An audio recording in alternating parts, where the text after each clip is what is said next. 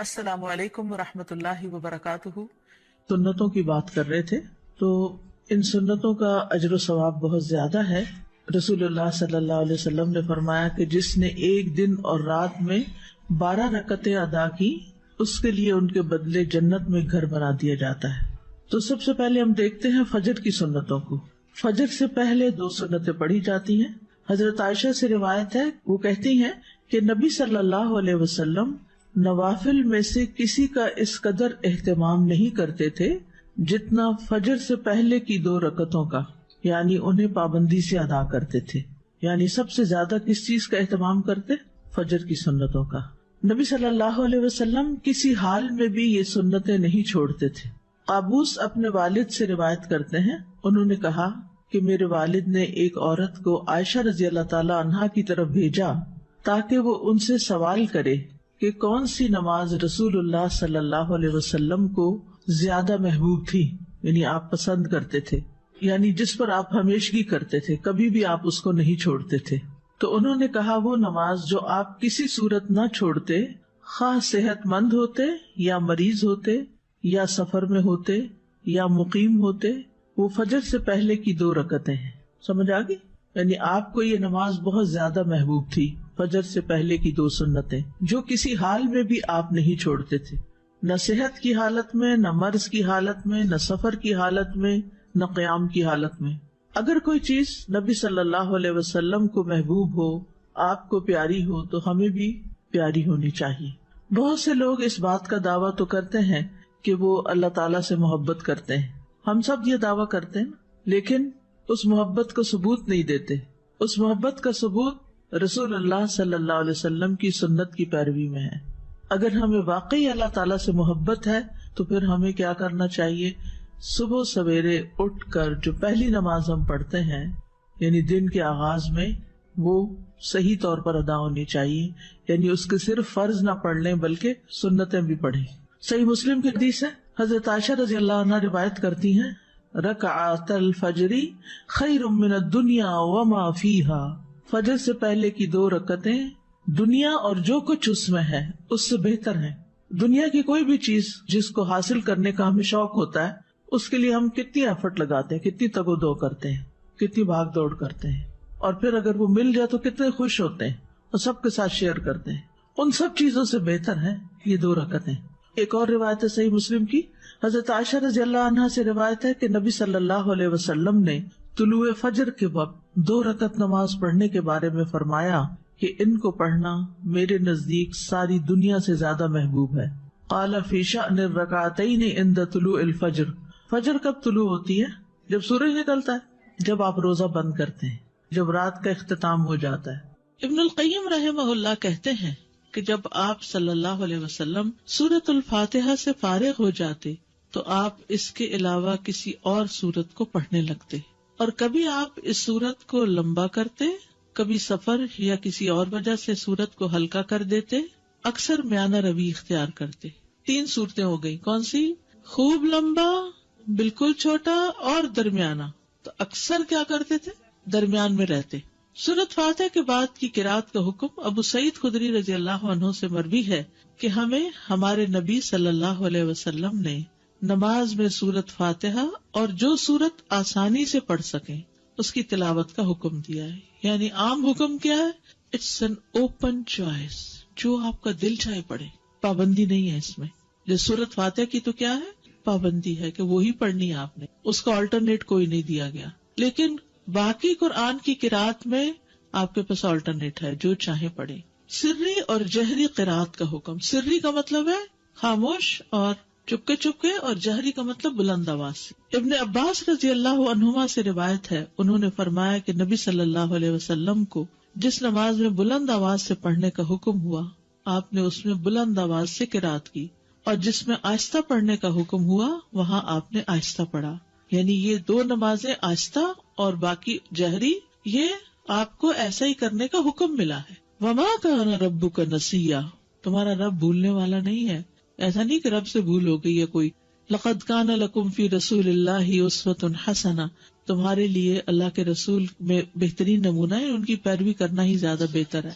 پھر ہے قدر بلند آواز سے قرات کرنا، ابن عباس رضی اللہ عنہما سے مروی ہے، کہتے ہیں کہ نبی صلی اللہ علیہ وسلم کی قرات اس قدر بلند ہوتی کہ حجرے میں موجود لوگ اس کو سن لیتے، جبکہ آپ گھر کے صحن میں ہوتے تھے، یعنی اپنے گھر میں پڑھ رہے ہوتے تھے اور باہر لوگ سن پاتے تھے. اسی طرح اور صحابہ بھی جب اپنے گھر میں پڑھ رہے ہوتے تھے تو راستے سے گزرنے والوں کو آواز آ رہی ہوتی تھی، اور آپ صلی اللہ علیہ وسلم اندھیرے میں بھی لوگوں کے گھروں کے پاس سے جب گزرتے تو ان کی آوازوں کی وجہ سے ان کے گھروں کو پہچان لیتے تھے. مسجد نبوی میں بھی لائٹ نہیں تھی تو کہاں مدینہ کی گلیوں میں گپ اندھیرے میں بھی آپ کو پتہ چل جاتا تھا کہ یہ کس کا گھر ہے، یہ کس کا ہے، کہ ان کی راتیں آباد ہوتی تھیں اور وہ اونچی آواز میں قرات کر رہے ہوتے تھے. اور جب لائٹ ہی نہیں تھی تو مصحف دیکھ کے کہاں سے پڑھنا ہوتا تھا اس وقت رات کے وقت تہجد میں. ان کے حافظے اچھے تھے، قرآن جتنا نازل ہوتا اس کو یاد کر لیا کرتے تھے. سینکڑوں کی تعداد میں حافظ لوگ موجود تھے، اور ایسے بھی تھے جن کو کچھ نہیں پڑھنا ہوتا تھا. یہ تو ہر دور میں رہا ہے. ام ہانی سے روایت ہے، وہ فرماتی ہے کہ میں اپنے گھر کی چھت پر نبی صلی اللہ علیہ وسلم کی قرات سن لیا کرتی تھی، یعنی اتنی بلند آواز سے آپ پڑھتے. عورت کا بھی جہری نمازوں کو بلند آواز سے پڑھنا. ابن باز رحمہ اللہ کہتے ہیں عورت کے لیے مستحب ہے، یعنی پسندیدہ ہے کہ وہ جہری نماز میں اپنی آواز اونچی کرے، جیسا کہ فجر کی نماز اور رات کی پہلی اور دوسری نماز جیسے مغرب اور عشاء ہے. عورت کے لیے بھی مردوں کی طرح یہ نمازیں جہری پڑھنا مستحب ہیں. ہاں، اگر غیر آدمی اس کے آس پاس ہوں تو ان کے سامنے آہستہ آواز میں سری نماز پڑھنا افضل ہے، اور اگر وہ جہری نمازوں میں بھی آہستہ پڑھ لے تو اس میں کوئی حرج نہیں، یعنی عورت کے لیے چوائس ہے، چاہے تو اونچا پڑھ لے اور چاہے تو دل میں پڑھ لے. سری نمازوں کی قرات. جابر بن عبداللہ سے روایت ہے کہ انہوں نے فرمایا ہم لوگ امام کے پیچھے ظہر اور عصر کی نمازوں میں پہلی 2 رکعتوں میں سورۃ فاتحہ اور کوئی اور سورت پڑھتے، اور بعد کی 2 رکعتوں میں صرف سورۃ فاتحہ پڑھتے. سمجھ آگئی؟ ظہر اور عصر میں پہلی 2 رکعتوں میں فاتحہ کے بعد کوئی سورت، اور آخری 2 رکعتوں میں صرف سورۃ فاتحہ. باقی نمازوں میں بھی ایسے ہی ہوتا ہے، لیکن اس میں پہلی 2 رکعتوں میں جہری قرات ہوتی. مقتدی سری نمازوں کی آہستہ قرات کرے گا. عمران بن حسین سے روایت ہے، انہوں نے کہا رسول اللہ صلی اللہ علیہ وسلم نے ہمیں ظہر یا عصر کی نماز پڑھائی، پھر فرمایا تم میں سے کس نے میرے پیچھے سبح اسم ربک الاعلی پڑھی؟ تو ایک آدمی نے کہا میں نے پڑھی، اور میں اس سے خیر کے سوا اور کچھ نہیں چاہتا تھا، یعنی نیکی سمجھ کے کیا ایسے. آپ نے فرمایا مجھے علم ہو گیا تھا کہ تم میں سے کوئی مجھے اس میں الجھا رہا ہے، یعنی آپ بھی وہی سورت پڑھ رہے تھے اور پیچھے والا بھی تھوڑی تھوڑی اونچی آواز میں پڑھنے لگا، اور وہ نیکی کی نیت سے پڑھنے لگا کہ چلو میں بھی. بعض اوقات کوئی قاری اتنا اچھا پڑھ رہا ہوتا ہے کہ انسان بھول ہی جاتا ہے کہ اس نے چپ کر کے سننا ہے، وہ بھی ساتھ شروع ہو جاتا ہے. تو ان کی بھی یہی کیفیت ہوئی، تو اس سے امام الجھتا ہے اور امام بھولتا ہے، اس لیے خاموشی رکھنی چاہیے. عبداللہ بن عمر سے مروی ہے کہ ایک مرتبہ نبی صلی اللہ علیہ وسلم نے اعتکاف کے دوران لوگوں کو خطبہ دیتے ہوئے فرمایا تم میں سے جو شخص بھی نماز پڑھنے کے لیے کھڑا ہوتا ہے در حقیقت وہ اپنے رب سے سرگوشی کرتا ہے، اس لیے تمہیں معلوم ہونا چاہیے کہ تم اپنے رب سے کیا سرگوشی کر رہے ہو، اور تم نماز میں ایک دوسرے سے اونچی قرات نہ کیا کرو. نماز میں ایک دوسرے سے اونچی قرات نہ کیا کرو. عبداللہ بن مسعود رضی اللہ عنہ سے مروی ہے، انہوں نے کہا کہ صحابہ نبی صلی اللہ علیہ وسلم کے پیچھے قرات کیا کرتے تھے تو آپ نے فرمایا تم نے مجھ پر قرآن کو مشتبہ کر دیا. یہ پچھلی حدیث ہے نا کہ ایک دوسرے سے اونچی قرات نہ کیا کرو. اس کا مطلب یہ ہے کہ اگر کچھ لوگ اپنی اپنی نماز بھی پڑھ رہے ہیں، جیسے سنت وغیرہ پڑھ رہے ہیں، تو اس میں اتنی اونچی آواز سے نہ پڑھے کہ جو پاس کھڑا ہے وہ ڈسٹرب ہو جائے. کئی لوگ امام کے پیچھے بھی آہستہ آہستہ اونچا پڑھتے ہیں، وہ دوسرے کو خلل میں ڈال دیتے ہیں. تو اتنی بس آواز ہو کہ آپ خود ہی سن سکیں، دوسرا ڈسٹرب نہیں ہونا چاہیے. اگر فرض نماز میں ہم غلطی سے آخری 2 رکعت میں بھی کوئی سورت پڑھ لیں، کوئی حرج نہیں. آرڈر امپورٹنٹ ہے، ضروری نہیں. ضروری نہیں. اچھا ہے اگر ہو، لیکن اگر یاد نہ رہے تو حرج نہیں. جو قرآن نماز میں پڑھا جاتا ہے وہ زیادہ افضل ہوتا ہے، زیادہ باعث اجر ہے بنسبت اس کے کہ جو خالی ہم مصحف لے کے بیٹھ کے پڑھتے ہیں. یعنی نماز کے اندر جو ہم تلاوت کرتے ہیں وہ افضل ہے. الذین آتیناہم الکتاب یتلونہ حق تلاوتہ اولئک یؤمنون بہ ومن یکفر بہ فاولئک ھم الخاسرون. وہ لوگ جنہیں ہم نے کتاب دی ہے اسے پڑھتے ہیں جیسے اس کی تلاوت کا حق ہے، یہ لوگ اس پر ایمان رکھتے ہیں، اور جو کوئی اس کے ساتھ کفر کرے تو وہی لوگ خسارہ اٹھانے والے ہیں. تلاوت کرنا قرآن کو خوبصورت بنانا ہے، تزیین ہے قرآن کی. براء ابن عازب سے روایت ہے، کہتے ہیں کہ رسول اللہ صلی اللہ علیہ وسلم نے فرمایا زینوا القرآن، قرآن کو زینت بخشو، باصواتکم، اپنی آوازوں سے. سبحان اللہ، ہر چیز کو بیوٹیفائی کرتے ہیں نا. آپ اپنے چہرے کو بیوٹیفائی کرتے ہیں، اپنے گھر کو کرتے ہیں، اپنی چیزوں کو کرتے ہیں، اپنے ہاتھوں کو، ناخنوں کو، کس کس چیز کو. یعنی انسان کے اندر ایک یہ حص ہے نا کہ اسے خوبصورت چیزیں اچھی بھی لگتی ہیں اور وہ ان کے لیے کوشش بھی کرتا ہے. اب جو چیزیں تو نظر آتی ہیں ان کو تو آپ اپنے ہاتھوں سے کچھ اوپر لگا کے کچھ کر کے خوبصورت بناتے ہیں، لیکن قرآن کو آپ کیسے خوبصورت بناتے ہیں، زینت بخشتے ہیں اس کو خوبصورت آواز سے پڑھ کے، عمدہ طریقے سے پڑھ کے. ہم لوگ قرآن کو زینت کیسے بخشتے ہیں؟ خوبصورت غلاف چڑھا کے، مخمل کے، اور ستارے پھر اوپر لگا لیتے ہیں، اور ستاروں کے اوپر موتی بھی لگا لیتے ہیں اور پھر اوپر رکھ دیتے ہیں اور اس سے گھر کو سجاتے ہیں. اور جب پڑھنے کی باری آتی ہے تو 2 لائنیں ٹھیک سے نہیں پڑھ سکتے، جبکہ نبی صلی اللہ علیہ وسلم نے فرمایا زینوا القرآن باصواتکم، اپنی آوازوں کے ذریعے قرآن کو زینت بخشو. ہر انسان کے اندر اچھی آواز سننے کا ایک ذوق پایا جاتا ہے اور آوازیں انسان کے دل پر اثر انداز ہوتی ہیں. گانا لوگ کیوں پسند کرتے ہیں؟ اگرچہ الفاظ اس کے گھٹیا بھی ہوتے ہیں اور لوگوں کو اس گانے کے بعض اوقات یا نعت کا خاص طور پر ان کو الفاظ کو کچھ سمجھ نہیں آ رہی تھی کیا پڑھا جا رہا ہے، صرف آواز ہوتی ہے اس میں. یعنی بعض اوقات جیسے اب ربیع الاول آیا چاہتا ہے اور گھر گھر میں میلاد ہوتے ہیں تو اس میں بس نعتوں کی جو سلیکشن کر لیتے ہیں لوگ، اس میں بعض اوقات ٹوٹلی وہ شرکیہ ہوتے ہیں الفاظ، بعض اوقات ویسے ہی غلط ہوتے ہیں. اور جب ان سے پوچھا جائے کہ یہ کیا ہے، اس کا مطلب کیا، تو ایک دفعہ ایسے ہی مجھے کسی نے لیکچر کے لیے بلایا تو میں وہاں گئی تو مجھے پتا چلا کہ یہاں تو کوئی میلاد ہے. تو مجھ سے پہلے کسی نے، ایک بہت پڑھی لکھی خاتون تھی، انہوں نے ایک نعت پڑھی.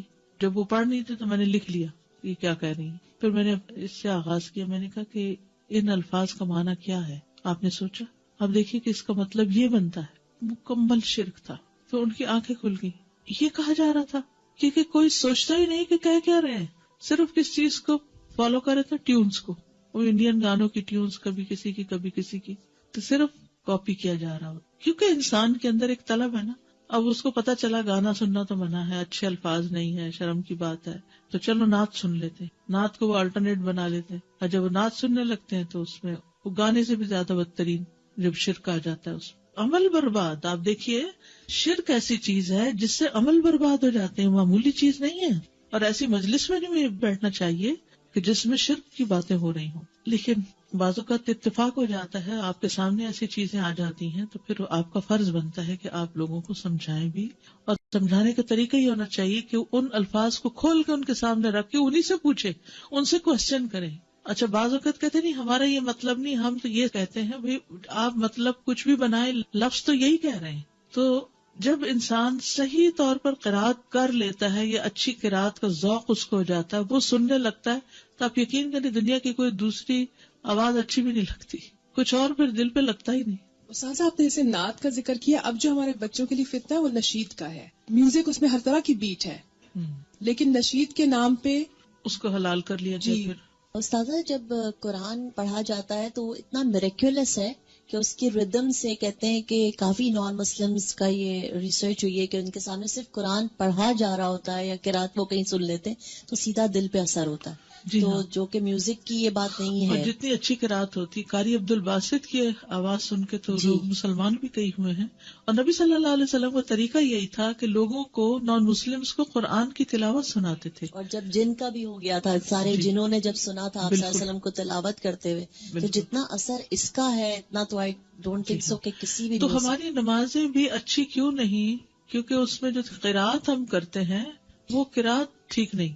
تو نمازیں ٹھیک ہو جائیں گی تو پھر کیا ہوگا؟ قرآن بھی ٹھیک ہو جائے گا، سب کچھ ٹھیک ہو جائے گا، جس میں قرآن کی قرات بھی ٹھیک ہوگی. استاذہ میں 2-3 سال پہلے عمرہ کے لیے گئی ہوئی تھی. اتفاق سے 12 ربیع الاول کو ہم لوگ مدینہ میں تھے، اور ہم جن گروپ کے ساتھ میں گئے ہوئے تھے تو انہوں نے کہا کہ رات میں آئے، ہمارے یہاں بڑی محفل جمے گی. ہم لوگ تو نہیں گئے، 2 فیملیز تو نہیں گئی، لیکن ایک فیملی چلی گئی اور بولنے لگے وہ ڈائننگ روم میں دروازے بند کر کے پھر وہ اپنی وہی کرنے لگے. اتنا مطلب اس جگہ پہ بھی جا کے اصل میں لوگ جو ہیں وہ عقیدت میں کرتے ہیں، لیکن لا علمی کی وجہ سے کسی اور طرف چل پڑے. تو ہمیں پھر اچھے طریقے سے خیر خواہی کے ساتھ سمجھانا چاہیے. جی آگے چلتے. شقیق بن سلمہ رحمہ اللہ نے کہا عبداللہ کے پاس سے کوئی سونے سے مزین مصحف لے کے گزرا، یعنی سونے کا پانی لگا ہوتا، تو انہوں نے کہا مصحف کو سب سے بہتر چیز جس سے مزین کیا جا سکتا ہے وہ حق کے ساتھ اس کی تلاوت کرنا ہے، سونے کا پانی چڑھانا نہیں بلکہ اچھی قرأت کرنا، ہر حرف پر 10 نیکیاں ملتی ہیں۔ نماز میں 3 آیات کی تلاوت کا اجر، 3 آیات۔ رسول اللہ صلی اللہ علیہ وسلم نے فرمایا کیا تم میں سے کوئی شخص یہ پسند کرتا ہے کہ جب وہ اپنے گھر واپس آئے تو اس میں 3 بڑی فربہ حاملہ اونٹنیاں موجود پائے؟ ہم نے عرض کی جی ہاں۔ آپ نے فرمایا بس 3 آیات جنہیں تم میں سے کوئی شخص اپنی نماز میں پڑھتا ہے وہ اس کے لیے 3 موٹی تازی حاملہ اونٹنیوں سے بہتر ہے، یعنی قل هو اللہ احد اللہ الصمد لم یلد ولم یولد ولم یکن لہ کفوا احد پڑھنا جو ہے اتنا مال اکٹھا کرنے سے بہتر ہے۔ اب یہ صرف میں آپ کو بتا رہی ہوں جو چیز احادیث سے پتہ چلتی ہے کہ نماز میں بھی قرات کا فائدہ کتنا ہے۔ میں نے پہلے عرض کیا نا کہ نماز کے اندر جو قرآن پڑھا جاتا ہے اس کا اجر و ثواب بڑھ جاتا ہے، اور 3 آیتوں کا اجر بھی 3 اونٹنیوں سے، مادی چیزوں سے اس کو برابر کر کے دکھایا گیا، کمپیریزن کیا گیا۔ نماز میں 10 آیات کی تلاوت کا بے حد اجر و ثواب۔ نبی صلی اللہ علیہ وسلم نے فرمایا جس آدمی نے رات کی نماز میں 10 آیات تلاوت کی اس کے لیے اجر کا خزانہ لکھ لیا جاتا ہے، اجر کا خزانہ، اور یہ خزانہ دنیا و ما فیہا سے بہتر ہے۔ اللہ اکبر۔ اور پھر جب قیامت کا دن ہوگا تو تمہارا رب عز و جل فرمائے گا پڑھتا جا اور ہر آیت کے بدلے میں 1 درجہ چڑھتا جا، یہاں تک کہ جو سب سے آخری آیت اس کو یاد ہوگی اس تک پہنچ جائے گا۔ تب تیرا رب عز و جل بندے سے فرمائے گا مٹھی بھرو، وہ بندہ اپنے ہاتھ کے اشارے سے کہے گا اے رب تو خوب جانتا ہے کہ کیا بھروں، تو وہ فرمائے گا کہ ایک ہاتھ میں ہمیشگی اور دوسرے میں نعمتیں بھر لو۔ اور یہ اجر و ثواب ہے کس چیز کا؟ نماز میں قرآن کی تلاوت کا۔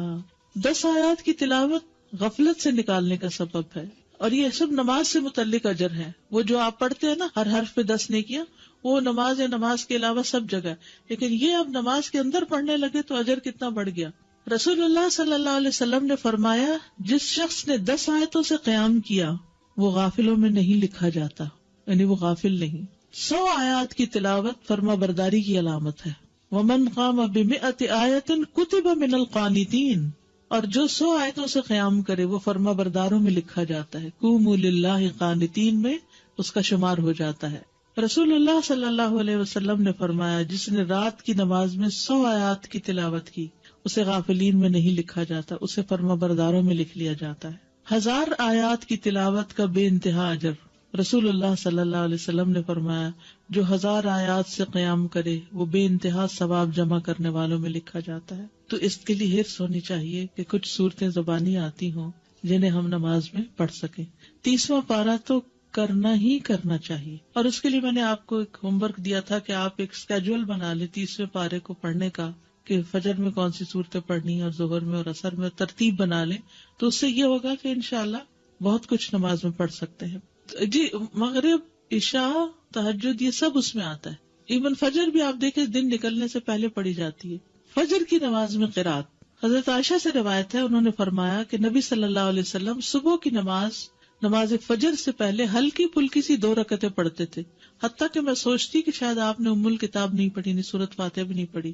یعنی فجر سے پہلے کی 2 سنتیں ہلکی ہلکی، اور اس میں ایک میں قل یا ایھا الکافرون اور دوسری میں قل ھو اللہ۔ حضرت عائشہ کہتی کہ رسول اللہ صلی اللہ علیہ وسلم فجر سے پہلے 2 رکعت سنت پڑھتے اور کہا کرتے تھے کہ یہ دونوں صورتیں جو فجر کی 2 رکعتوں میں پڑھی جاتی ہیں کیا ہی بہتر ہیں، قل ھو اللہ احد اور قل یا ایھا الکافرون، کیا ہی بہتر ہے، کتنی اچھی ہیں۔ اور کہنے والا کثر اچھا بس قل یا ایھا الکافرون نہیں، اگر نبی صلی اللہ علیہ وسلم نے ان کی تعریف کر دی تو یہی پڑھنا زیادہ افضل ہے کچھ اور پڑھنے سے۔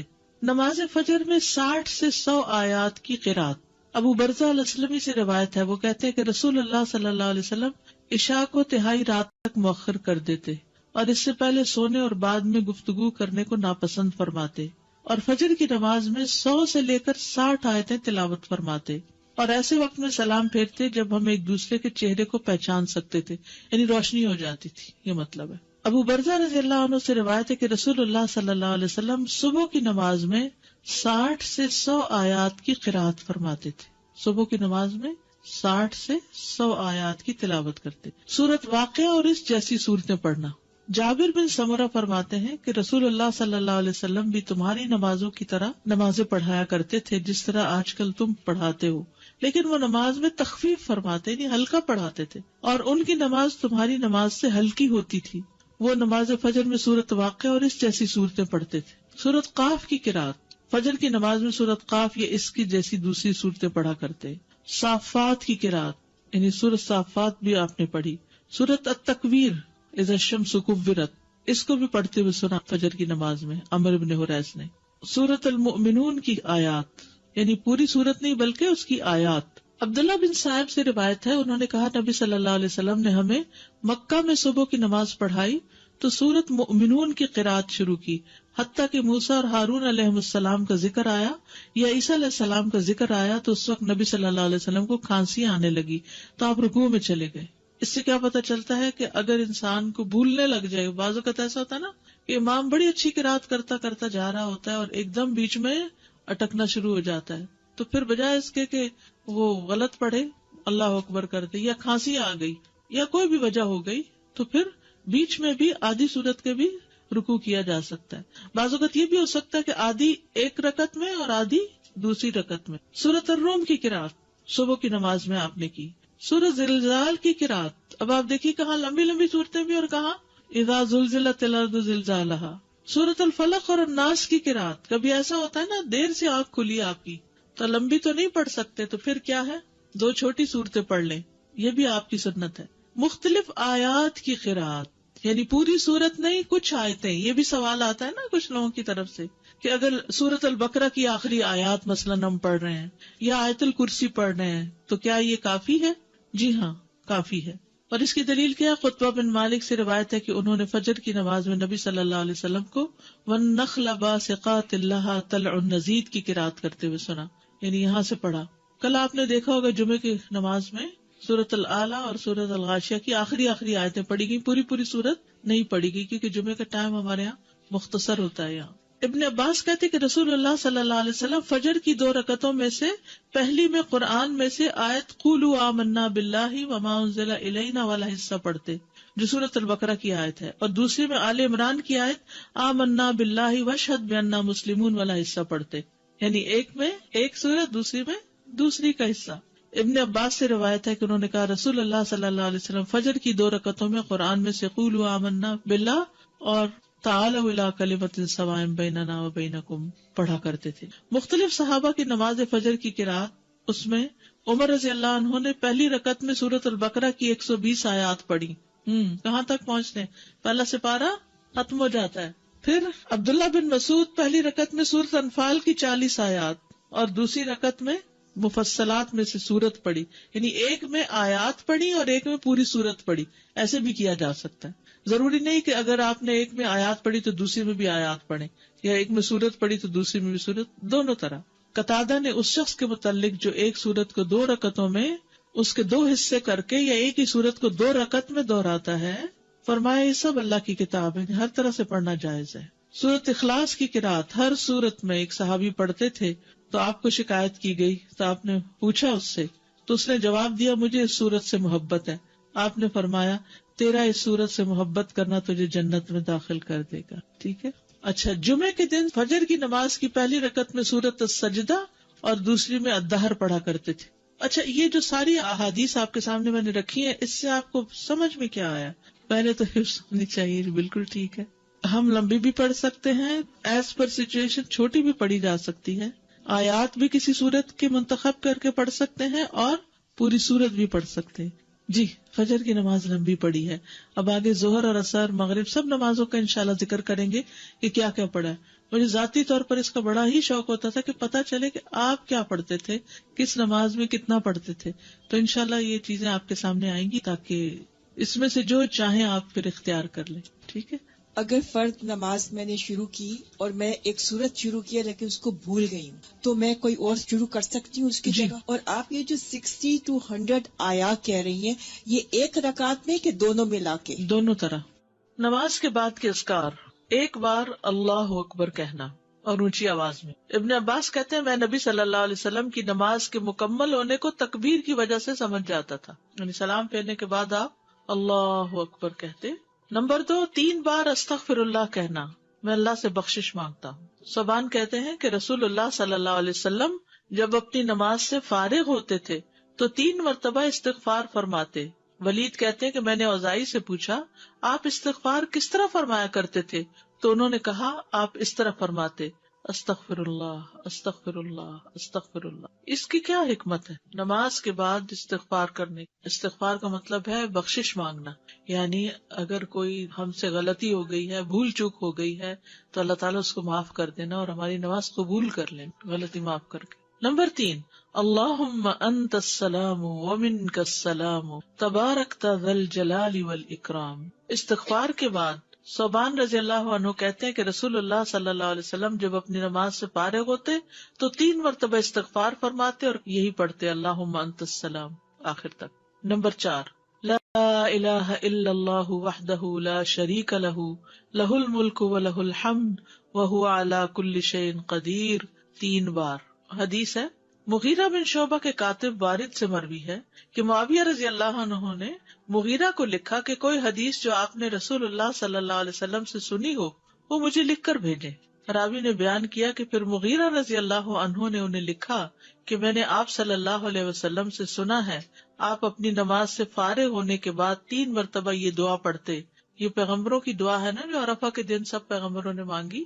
لا الہ الا اللہ وحدہ لا شریک لہ لہ الملک ولہ الحمد وہو علی کل شیء قدیر.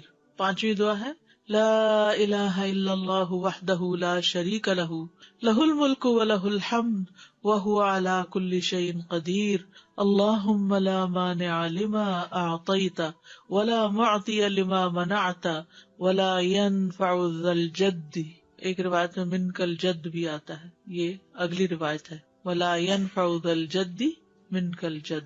6 دعا ہے لا الہ الا اللہ وحدہ لا شریک لہ لہ الملک ولہ الحمد یحیی ویمیت وہو حی لا یموت بیدہ الخیر وہو علی کل شیء قدیر. یہ دعا اور کس موقع پہ پڑھی جاتی؟ بازار جاتے ہوئے. کئی لاکھ نیکیوں کا ثواب ہے جو بازار میں یہ دعا پڑھ لے.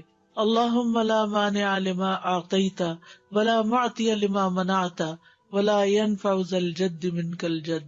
ترجمہ دیکھ رہے ہیں نا آپ سامنے. 3 بار پڑھنا، ٹھیک ہے، یعنی لا الہ الا اللہ وحدہ 3 بار اور پھر اللہم لا مانع. 7ویں دعا لا الہ الا اللہ وحدہ لا شریک لہ لہ الملک ولہ الحمد وہو علی کل شیء قدیر.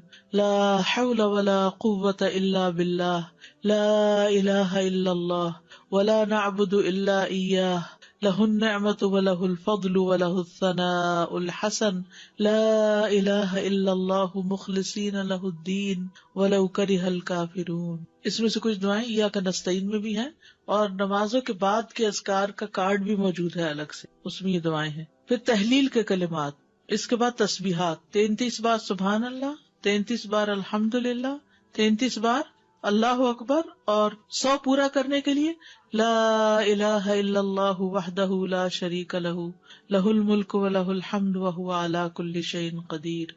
اب تک سب سے زیادہ دعا کون سی آئی ہے؟ لا الہ الا. سوچئے آپ کتنی دفعہ پڑھتے ہیں نماز کے بعد؟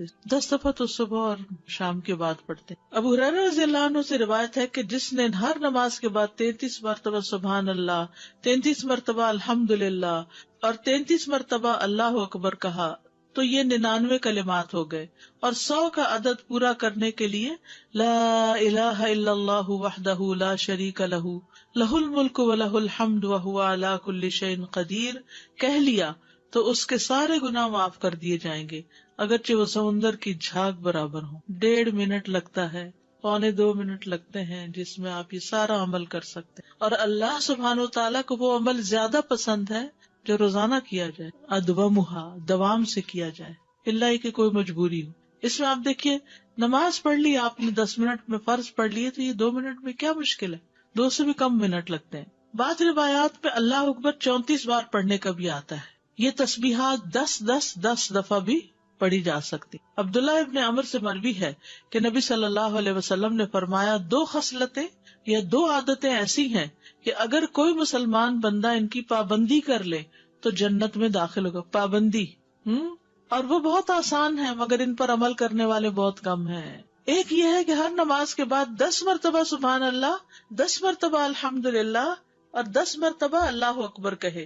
تو زبان کی ادائیگی کے اعتبار سے 150 بار ہے، یعنی ساری نمازوں میں، مجموعی طور پر 5 نمازوں کے بعد، اور ترازو میں 1500 ہوں گے. اور جب سونے کے لیے اپنے بستر پر آئے تو 34 بار اللہ اکبر، 33 بار الحمدللہ اور 33 بار سبحان اللہ کہے. زبان کی ادائیگی کے اعتبار سے تو یہ 100 ہے، مگر میزان میں یہ تسبیحات 1000 ہوں گی. رات کو جو سوتے ہوئے پڑھے جاتے تسبیحات فاطمہ، سب تھکاوٹ اتارنے کے لیے. یقیناً میں نے رسول اللہ صلی اللہ علیہ وسلم کو دیکھا، آپ انہیں اپنے ہاتھ سے شمار کرتے تھے. صحابہ نے پوچھا اللہ کے رسول یہ کیسے ہے کہ یہ آسان عمل ہے مگر ان پر عمل کرنے والے تھوڑے ہیں؟ آپ نے فرمایا سوتے وقت میں کسی کے پاس شیطان آ جاتا ہے اور پہلے اس سے کہ وہ تسبیح پوری کرے وہ اسے سلا دیتا ہے، اور اسی طرح اس کی نماز میں شیطان آ جاتا ہے اور یہ تسبیحات پڑھنے سے پہلے ہی کوئی کام یاد دلا دیتا ہے. ہوتا تو یہی ہے نا، حقیقت ہے. آپ کو شاید میں نے پہلے بھی بتایا ہو کہ ہاتھ پر تسبیح پڑھنا جو ہے کچھ مشکل نہیں، اور دائیں ہاتھ پہ صرف کیسے پڑھیں گے آپ؟ سبحان اللہ سبحان اللہ سبحان اللہ، اور اوپر سے اب نیچے آ جائیے، سبحان اللہ سبحان اللہ سبحان اللہ سبحان اللہ سبحان اللہ سبحان اللہ، نیچے سے اوپر، اور پھر سبحان اللہ سبحان اللہ اوپر سے. تو یہ ہم 2 ہاتھوں پہ الگ الگ پڑھتے ہیں نا، اور بایاں ہاتھ بھی لگاتے ہیں. تو اس سے افضل کیا ہے ایک ہی ہاتھ پر 33 بار پڑھنا، اور جب یہ پورا ایک ہاتھ اوپر نیچے دونوں طرف ہو جائے تو 3 بس مزید پڑھ لینا. آپ کر کے دیکھیے، بہت آسان ہے. شروع میں جب مجھے پتا چلا کہ ایک ہاتھ پہ پڑھنا ہے تو میں تو بڑی پریشان ہوئی کہ میں تو ہر وقت کنفیوز ہی رہوں گی کہ کتنا پڑھا کتنا نہیں. تو پھر میں الحمدللہ عمرے پر گئی ایک بار، تو اس میں مدینہ میں تو مغرب کے بعد جیسے بیٹھ جاتا ہے نا عشاء تک، تو میرے ساتھ ہی کوئی جاپنیز لڑکی تھی یا کوئی کورین یا ایسی کوئی تھی، تو بہت اچھے طریقے سے ادب آداب کے ساتھ اپنے بیٹھی ہوئی ذکر کر رہی تھی. تو اچانک میری نگاہ اس کے ہاتھ پر پڑی تو وہ یہی کر رہی تھی، اوپر سے نیچے نیچے سے اوپر. تو میں نے کہا اوہ اتنا آسان ہے، کیونکہ میں جب ایک ہی ہاتھ پہ 2 دفعہ پڑھتی تو کبھی کہتی پتہ نہیں پڑھا ہے 1 دفعہ پڑھا کہ 2 دفعہ. تو اس طرح اب اتنا آسان ہو گیا اور بڑے سکون سے پڑھا جاتا ہے. جہاں سے مرضی شروع کریں، جیسے آپ کا طریقہ ہے. میرا طریقہ چونکہ یہاں سے شروع کرنے کا تھا تو اس لیے نیچے سے 3 اوپر تو اوپر سے. بعض لوگ تو 100 کے لیے پتہ نہیں یہ بھی بتاتے یہاں سے ایسے پھر ایسے پھر ایسے پھر ایسے، پھر مجھے جھنجٹ لگتا ہے کیونکہ انگلیاں بھی مستنطقات ہیں نا، قیامت کے دن بولیں گی. 25 بار تسبیحات پڑھنا، یعنی یہ بھی جائز ہے. ٹھیک ہے. آیت الکرسی جنت میں جانے کا راستہ. رسول اللہ صلی اللہ علیہ وسلم نے فرمایا جو شخص ہر فرض نماز کے بعد آیت الکرسی پڑھے اس کو موت کے علاوہ کوئی چیز جنت میں جانے سے نہیں روک سکتی. سبحان اللہ. یعنی نماز پڑھی اور نماز کے بعد آیت الکرسی پڑھ کے آپ دیکھیے کتنی دیر لگتی ہے، شاید ہارڈلی منٹ بھی نہ لگتا ہو، اور یہ سب سے افضل آیت ہے. ابو ذر غفاری کہتے ہیں کہ میں مسجد حرام میں داخل ہوا اور رسول اللہ صلی اللہ علیہ وسلم کو اکیلے دیکھ کر آپ کے پاس آ کر بیٹھ گیا. میں نے کہا یا رسول اللہ کون سی آیت سب سے افضل ہے جو آپ پر نازل ہوئی؟ آپ نے فرمایا آیت الکرسی. کرسی کے مقابلے میں 7 آسمان اس طرح جیسے بیابان زمین میں کوئی چھلا پڑا ہوا، اور پھر کرسی کے مقابلے میں عرش کا حجم اس طرح ہے جیسے اس چھلے کے مقابلے میں بیابان کا وجود. قرآن کریم میں سب سے عظیم آیت ہے. جو آپ نے ابی ابن کعب سے پوچھا تھا تو انہوں نے جب جواب دیا تو آپ نے فرمایا کہ ابو المنذر تمہیں علم مبارک ہو. اس کے پڑھنے سے ایک محافظ آ جاتا اور شیطان قریب بھی نہیں پٹکتا. جنات سے بچانے والی آیت ہے یہ. وہ آیت جو سورۃ البقرہ میں ہے، اسے کوئی شام کو پڑھے گا تو صبح تک پناہ میں رہے گا، جو صبح پڑھے گا شام تک ہم سے پناہ میں رہے گا، یعنی جنات سے. معوذات، سورۃ الاخلاص، سورۃ الفلق، سورۃ الناس، یہ بھی ایک بار پڑھنا ہوتی ہے نماز کے اذکار میں. عقبہ بن عامر کہتے ہیں کہ رسول اللہ صلی اللہ علیہ وسلم نے مجھے حکم دیا تھا کہ میں ہر نماز کے بعد معوذات پڑھا کروں. ہر نماز کے بعد معوذات پڑھا کروں. معوذات کی فضیلت کیا ہے؟ ان کی مثل پچھلی کتب میں کوئی صورت نہیں. یہ اتنی افضل صورتیں ہیں. رسول اللہ صلی اللہ علیہ وسلم نے فرمایا اے عقبہ بن عامر کیا میں تمہیں ایسی صورتیں نہ سکھاؤں جو نہ تورات میں نازل ہوئی، نہ زبور میں، اور نہ انجیل میں، اور نہ ان جیسی فرقان میں ہے. تم پر ایک رات بھی ایسی نہ آئے کہ تم ان کو نہ پڑھو. جیسے ہم کہتے ہیں نا ایک دن بھی نہ آئے، جیسے عربی میں کہتے ہیں ایک رات بھی نہ گزرے. رسول اللہ صلی اللہ علیہ وسلم نے فرمایا تم نہیں دیکھتے کہ آج کی رات ایسی آیات اتری ہیں کہ ان کی طرح کبھی دیکھی نہیں گئی، اور وہ ہیں قل اعوذ برب الفلق اور قل اعوذ برب الناس. انتہائی بلیغ صورتیں، سب سے افضل تعوذ ہے یہ. پہلے نبی صلی اللہ علیہ وسلم اور کلمات پڑھتے تھے، جب یہ صورتیں نازل ہوئی تو اور ذکر چھوڑ کر انہی کو پڑھنے لگے. نظر بد سے کفایت کرنے والے کلمات ہیں، یعنی اگر کسی کو ڈر ہو کہ اس کو نظر لگے گی یا لگ چکی ہو تو اس کے علاج کے لیے بھی. ابو سعید سے روایتیں کہتے ہیں کہ رسول اللہ صلی اللہ علیہ وسلم جنوں اور انسانوں کی نظر بد سے پناہ مانگتے تھے، حتیٰ کہ معوذتین نازل ہوئی. پھر جب معوذتین نازل ہوئی تو آپ نے ان کو لازم پکڑ لیا اور ان کے سوا دوسروں کو ترک کر دیا. نمبر 11 رب اعنی علی ذکرک و شکرک و حسن عبادتک. معاذ بن جبل کہتے ہیں کہ رسول اللہ صلی اللہ علیہ وسلم نے میرا ہاتھ پکڑا اور فرمایا میں تم سے محبت رکھتا ہوں اے معاذ. میں نے عرض کیا میں بھی آپ سے محبت کرتا ہوں یا رسول اللہ. تو رسول اللہ صلی اللہ علیہ وسلم نے فرمایا تم پابندی سے ہر نماز میں یہ دعا مانگا کرو، رب اعنی علی ذکرک و شکرک و حسن عبادتک. اور آپ نے یہ ان کو وصیت کی تھی کہ کبھی نہ چھوڑنا اس کو. نمبر 12 رب قنی عذابک یوم تبعث عبادک. اے رب مجھے اس دن کے عذاب سے بچانا جس دن تو اپنے بندوں کو اٹھائے گا. پھر ہے نمبر 13 اللہم انی اعوذ بک من الکفر والفقر وعذاب القبر. کفر، فقر اور عذاب قبر سے تیری پناہ میں آتا ہوں اے اللہ. پھر اللہم اغفر لی ما قدمت وما اخرت وما اسررت وما اعلنت وما اسرفت وما انت اعلم به منی انت المقدم وانت المؤخر لا الہ الا انت. یہ اگلے پچھلے ظاہری باطنی سب گناہوں کی معافی کا اعلان ہے اس میں.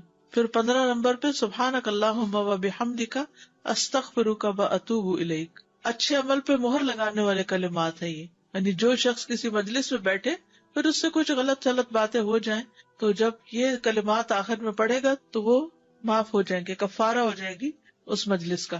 نمبر 16 رب اغفر لی وتب علی انک انت التواب الغفور. ایک انصاری صحابی کہتے کہ میں نے رسول اللہ صلی اللہ علیہ وسلم کو نماز کے بعد یہ دعا 100 دفعہ پڑھتے ہوئے سنا، رب اغفر لی وتب علی انک انت التواب الغفور. پھر اللہم انی اعوذ بک من الجبن واعوذ بک ان ارد الی ارذل الامور واعوذ بک من فتنۃ الدنیا واعوذ بک من عذاب القبر. پھر ہے اللہم اغفر لی وارحمنی واہدنی وارزقنی.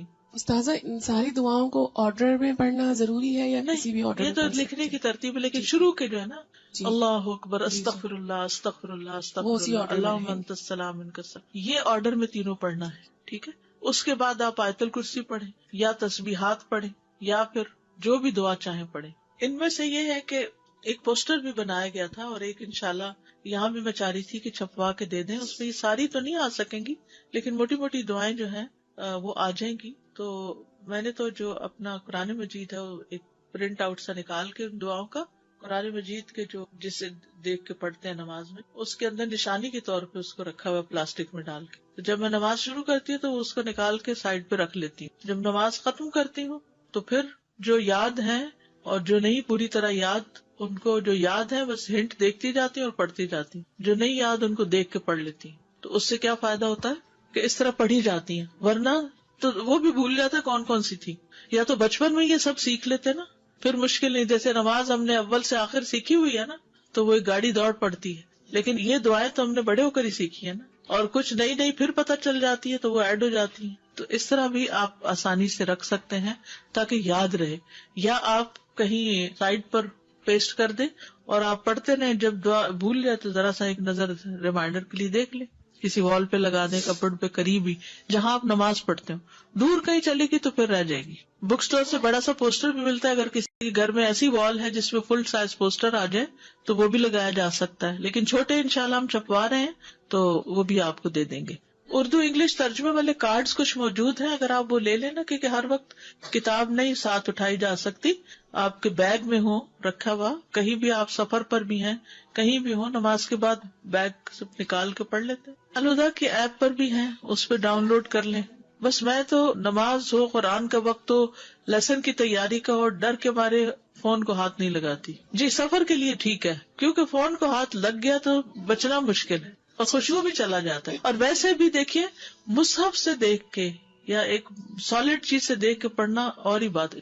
استاذہ یہ ابھی ذکر میں جو ہم نے معوذتین پڑھی تو کیا ہر دفعہ کیونکہ ہم 3 دفعہ پڑھتے ہیں ایک دفعہ کافی نہیں تو اس میں ہر سورت سے پہلے بسم اللہ پڑھنی مطلب ضروری ہے کہ نہیں؟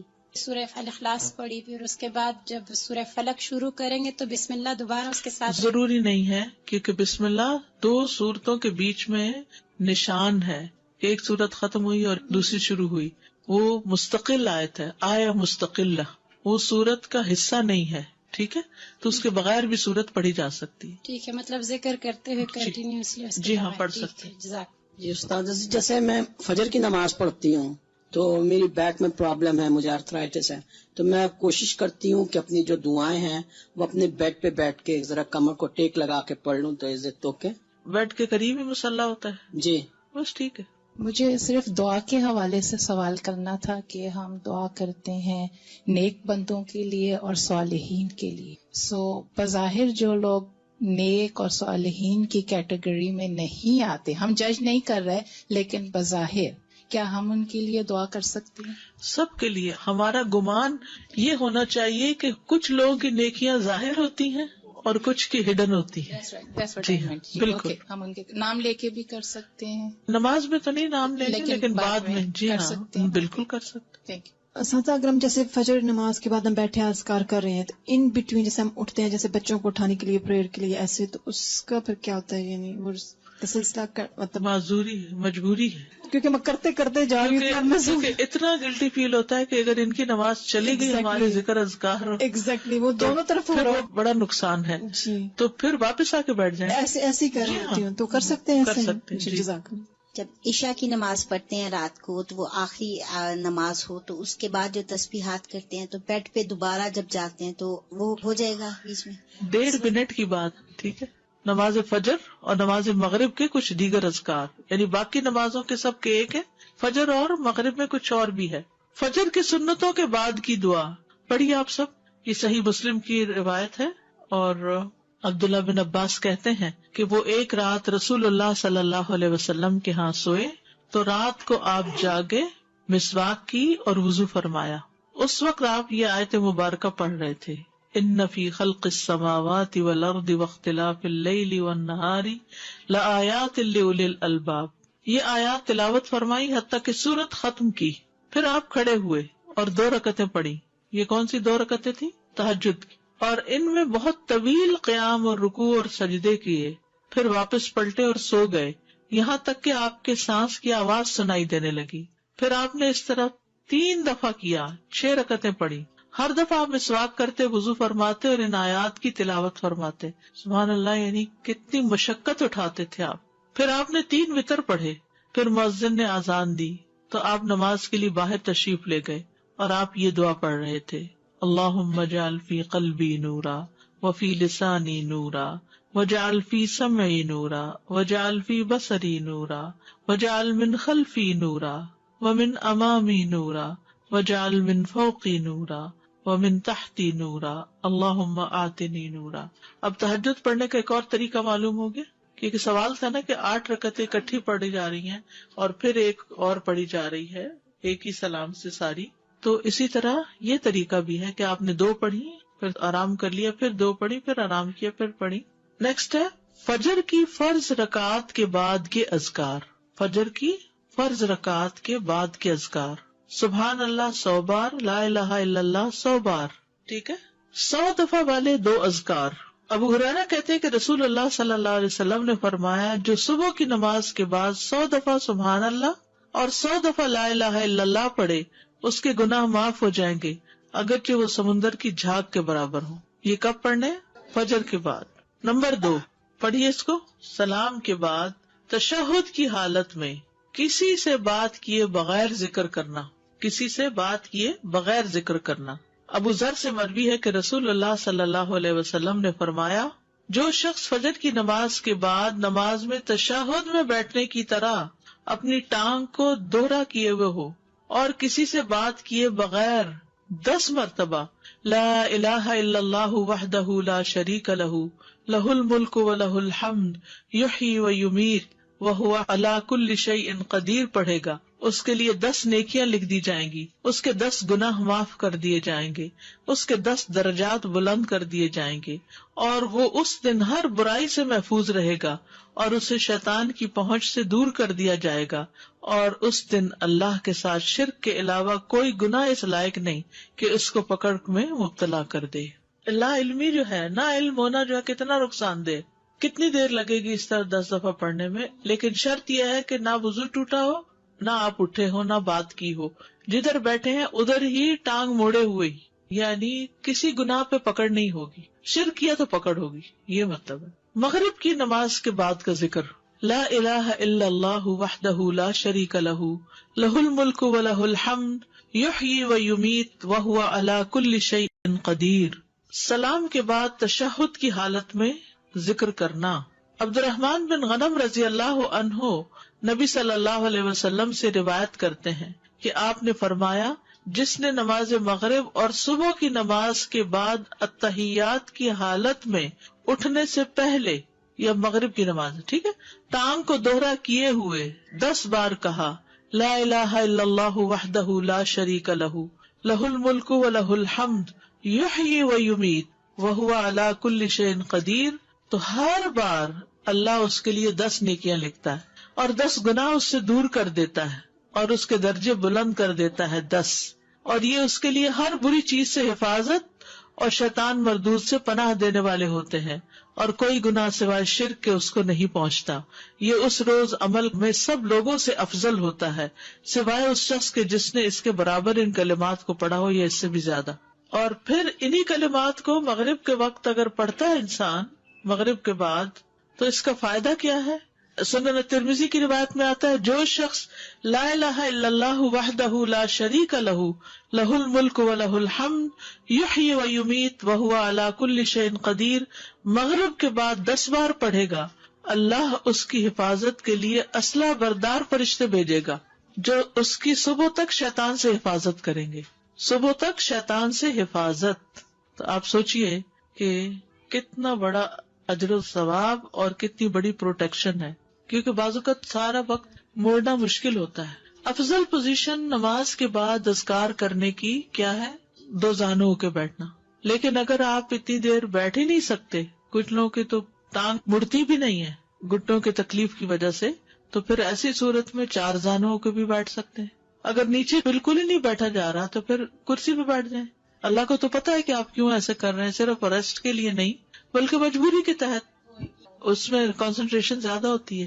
نماز میں التحیات ہمیں ایسے کیوں پڑھنے کے لیے کہا گیا؟ اور کچھ پوزیشن تو بیٹھنا ہی بھی منع ہے۔ کون سی پوزیشن بیٹھنا منع ہے؟ ہاں، ایسے گھٹنے اوپر کر کے، کیونکہ یہ بہت ریلیکسنگ سی پوزیشن ہے نا، اس میں انسان عام طور پر جب بالکل کیئر فری بیٹھنا ہوتا ہے تو اس طرح بیٹھا ہوا ہوتا ہے نا، ریسٹ ریلیکس کرنے کے لیے۔ لیکن 4 زانوں بھی یہ ہے کہ آرام ہو جاتا ہے بہت، اس طرح بیٹھنے میں ذرا تھوڑی سی ایکٹیو بھی ہوتا ہے، تھوڑی تکلیف بھی ہوتی ہے، پاؤں سو بھی جاتے ہیں۔ یہ جو بیٹھنے کی ممانعت ہے تو یہ ہر وقت کے لیے ہے یا صرف ذکر کی محفلوں میں اور نماز کے بعد؟ یہ جو گھٹنوں کے اوپر، یہ ہر وقت ہی پسندیدہ نہیں ہے جی، کیونکہ اس میں ننگا ہونے کا بھی احتمال ہوتا ہے، اور اگر کپڑے ٹائٹ ہو تو ویسے ہی اعضاء نظر آ رہے ہوتے ہیں، سی تھرو نہ بھی ہو، ٹائٹ ہو تو جسم کا ہر حصہ الگ نظر آ رہا ہوتا ہے، الگ الگ ٹانگیں نظر آ رہی ہوتی۔ فرض نماز کے بعد جو ہماری ترتیب تھی اللہ اکبر اور استغفر اللہ، تو یہ ہم لا الہ الا اللہ جو پڑھیں گے اس کے بعد پڑھیں گے؟ اس کے بعد پڑھیں گے۔ استاد ایک کوشچن تھا کہ آپ صلی اللہ علیہ وسلم سنت کے بعد فجر کی سیدھی کروٹ لیٹا کرتے تھے، یہ پہلے پڑھا تھا نماز؟ جی ہاں، ایسا سنت؟ جی جی بالکل۔ جزاک اللہ خیر۔ میرا سوال، فرض نماز میں جو تیسری اور چوتھی رکعت میں ہم سورہ فاتحہ پڑھتے ہیں، اس کے بعد قرات آپ نے بتایا کہ سنتوں میں بھی ایسے ہی کرتے ہیں؟ جی سنتوں میں بھی ایسے ہی کرتے، قرات پڑھتے ہیں، قرات پڑھتے ہیں، لیکن اگر کبھی بھول جائیں، ہوتا ہے نا کبھی انسان بھول جائے تو نماز ہو جاتی ہے۔ استاد ہمیں سکھایا ہی نہیں، کبھی سنت کے بعد نہیں پڑھی آپ نے قرات؟ اوکے، اب کر لیا، اب کریں گے انشاءاللہ۔ استاذہ یہ میرا کافی عرصے سے کوشچن تھا کہ ابھی بھی ہم نے تشہد کی حالت میں نا یہ پڑھا فتنہ تو مسیح دجال سے بچنے کی دعا ہے، تو انسان کو ہوتا ہے کہ اتنی دیر تک میں نے کہاں زندہ رہنا ہے، تو یہ تھا میرا کوشچن، یہ کب سے تھا کہ میں نے کہیں سنا تھا آپ کے لیکچر میں کہ قبر میں بھی اس کا سوال کیا جائے گا، اتنا بڑا یہ فتنہ ہے۔ قبر کا جو ورنہ کہ فتنہ ہے مسیح دجال کے قریب قریب ہے، وہ قبر کا جو فتنہ ہے، فتنۃ القبر آتا ہے نا دعاؤں میں، اللہم انی اعوذ بک من فتنۃ القبر ومن عذاب القبر. تو فتنۃ القبر کیا؟ قبر کا امتحان، سوالات. تو وہ اتنی سختی سے ہوں گے کہ وہ مسیح دجال کے فتنے سے قریب تر ہے. وہ فتنہ بھی قبروں میں انسان آزمایا جائے گا. سادہ جب یہ ساری باتوں کی نالج آ جاتی ہے اور روز پڑھتے ہیں تو ایسا لگتا ہے جیسے کبھی کبھی آپ اوور ویلمڈ ہو جاتے ہیں کہ یہ میں کیسے کروں گی، because life is so busy here. جیسے پہلے آپ صلی اللہ علیہ وسلم کی ہم اپنی ان مصروفیات کو ختم کریں یا کم کریں جن کی ضرورت نہیں ہے. کچھ تو ہماری ضروریات ہے نا، کھانا پینا پکانا، کپڑے دھونا، گھر صاف کرنا، یہ تو ہے. لیکن کچھ چیزیں ہم نے ایکسٹرا ڈالی ہوئی ہیں، ان چیزوں کو کٹ کرنے کی ضرورت ہے اور آخرت کے لیے فوکس ہونے کی ضرورت ہے. آخر نبی صلی اللہ علیہ وسلم یہ کرتے تھے تو تبھی نا. اور پھر یہ ہے کہ ہر روز ساری چیزیں کرنے کی نہیں ہے، کچھ چیزیں تو لازمی کر لینی چاہیے جن کی پابندی لازم ہے. کچھ چیزیں کبھی ایک دن ایک چیز، دوسرے دن دوسری، ایسے بھی کیا جا سکتا ہے. جیسے ایک دن 33 دفعہ سبحان اللہ پڑھا تو اگر دوسرے دن 10 دفعہ بھی پڑھا اور تیسرے دن 25 دفعہ بھی پڑھا تو اس سے کیا ہوگا؟ اب سبحان اللہ بحمدہ 100 دفعہ کبھی پڑھ لیا اور کبھی سبحان اللہ لا الہ الا اللہ 100 دفعہ پڑھ لیا تو یہ ساری سنتیں بھی اس طرح زندہ ہو جائیں گی. اور ورائٹی رہنے سے توجہ زیادہ ہوتی ہے. اس میں طریقہ یہ ہے پابندی کا، کوئی چیز کہیں لکھ کے رکھ لیں، کوئی ریمائنڈر کہیں ڈال لیں، کوئی ریمائنڈر کہیں ڈال لیں. پھر آپ دیکھیں گے شروع میں ہر چیز مشکل ہوگی، اوور ویلم ہوں گے، لیکن کرتے کرتے کرتے یہ آپ کی عادت بن جائے گی کہ اس کے بغیر چین بھی نہیں آئے گا. یہ خاتون بہت زور سے نماز پڑھتی ہے اپنے 7-8 سال کے بچے کو سکھانے کے لیے، ساری نمازیں ہی. Is it right? کب تک وہ اس طرح کریں گی؟ I don't know. انہوں نے مجھ سے پوچھا میں صحیح کرتی ہوں، میں نے کہا میں پوچھ کے بتاؤں گی. انہیں کہیں کہ بس ایک نماز جیسے سکھا لیں اور نماز کے علاوہ بھی بیٹھ کے سکھائیں بچے کو، نفل نماز کر لیں ایسے. اوکے. سبحانک اللہم و بحمدک اشہد ان لا الہ الا انت استغفرک و اتوب الیک. السلام علیکم و رحمۃ اللہ وبرکاتہ.